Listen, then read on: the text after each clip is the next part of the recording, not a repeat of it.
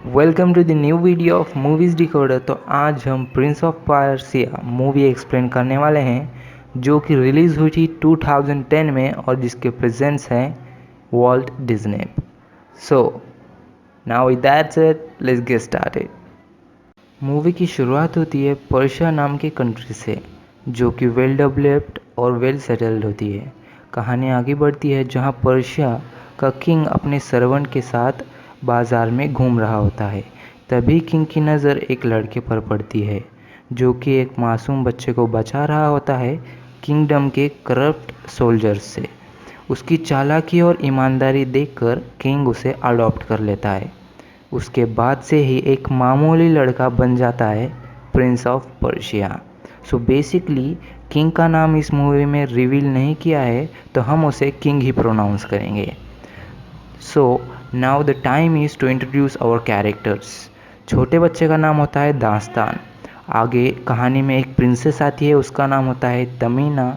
और आगे जो विलन का कैरेक्टर निभाता है उसका नाम होता है निज़ाम। So move on. आगे हम देख पाते हैं कि किंग को किसी रिलीजियस काम के लिए किंगडम छोड़कर जाना पड़ता है और पूरे किंगडम की जिम्मेदारी तस पर आती है जो कि किंग का पहला लड़का होता है। आगे हम देख पाते हैं कि निज़ाम एक झूठी अफवाह फैलाकर अल्मज शहर पर हमला करवा देता है तस की मदद से और दास्तान उस हमले को कामयाब करता है।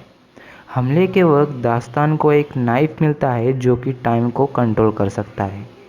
अल्मज शहर की प्रिंसेस का काम उस नाइफ को प्रोटेक्ट करना है किसी एनिमी से और जो भी उस नाइफ का मिसयूज़ करे।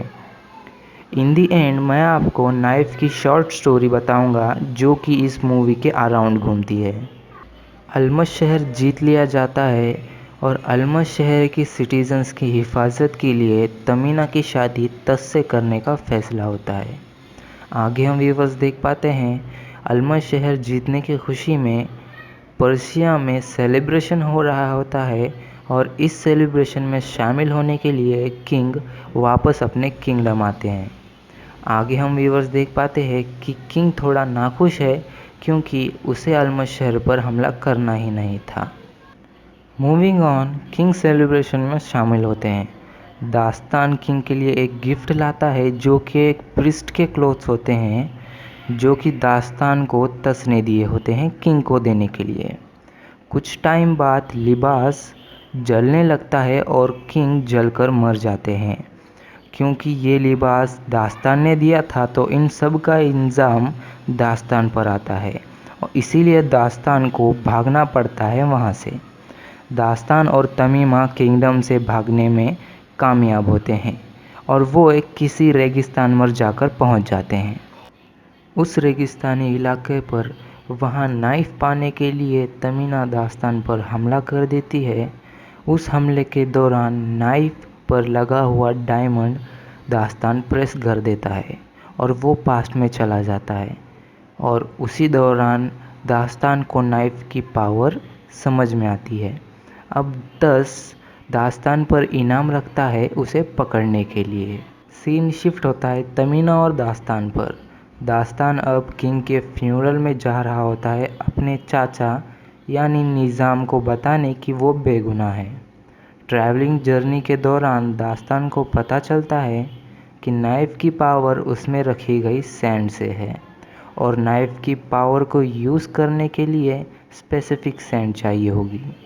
आगे जर्नी कंटिन्यू करते वक्त तमीना फिर से हमला कर देती है और दास्तान को बेहोश कर नाइफ लेकर चली जाती है। अब दास्तान बेहोश हो चुका है और कुछ देर बाद कोई कबीले वाले दास्तान को पकड़ लेते हैं जो कि उसी रेगिस्तान में रहते थे। तो दास्तान उन कबीले वालों की मदद से तमीना से नाइफ रिटर्न लेता है और तमीना को एज अ सर्वेंट कबीले वालों को सौंप देता है। कबीले में कुछ टाइम बिताने के बाद वहाँ लॉयल सोल्जर्स आ जाते हैं जो कि तस ने भेजे होते हैं।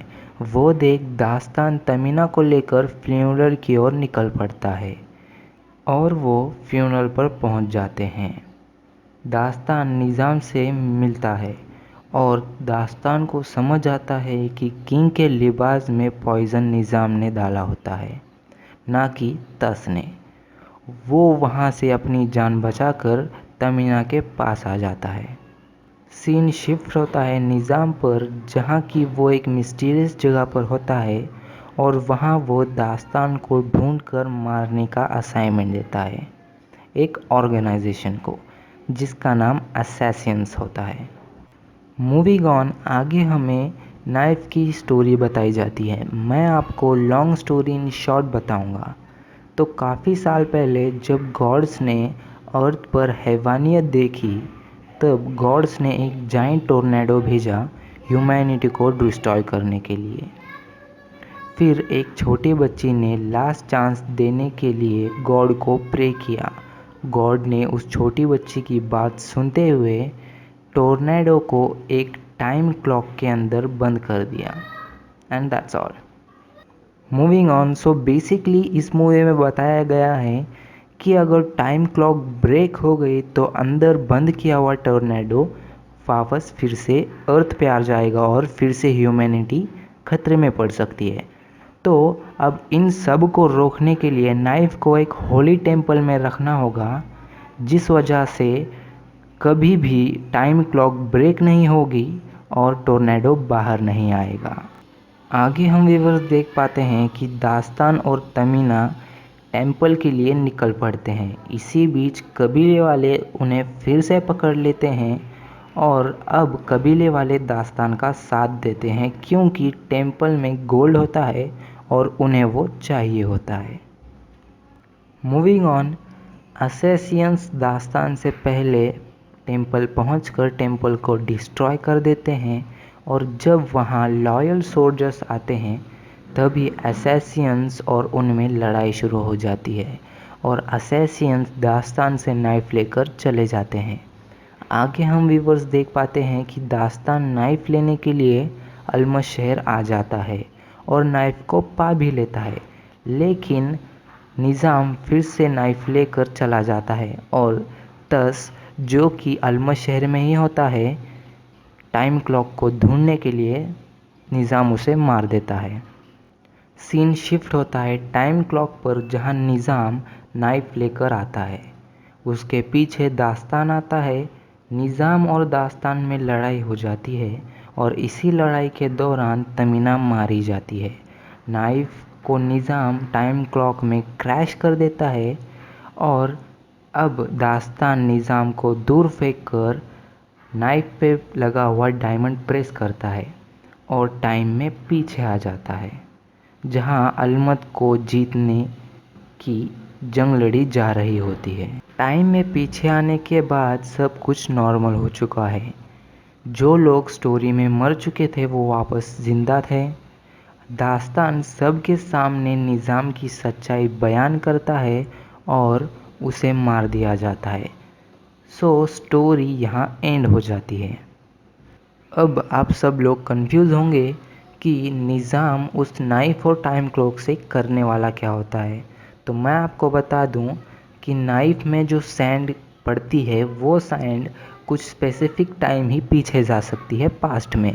अगर हम नाइफ को टाइम के क्लॉक में क्रैश कर देंगे तो तब हम टाइम में कितना भी पीछे जा सकते हैं। सो बेसिकली निज़ाम वो करना चाह रहा होता है, क्योंकि निज़ाम ने बचपन में किंग को एक शेर से बचाया होता है और अब उसे वो गलती लगती है क्योंकि वो किंग नहीं होता है।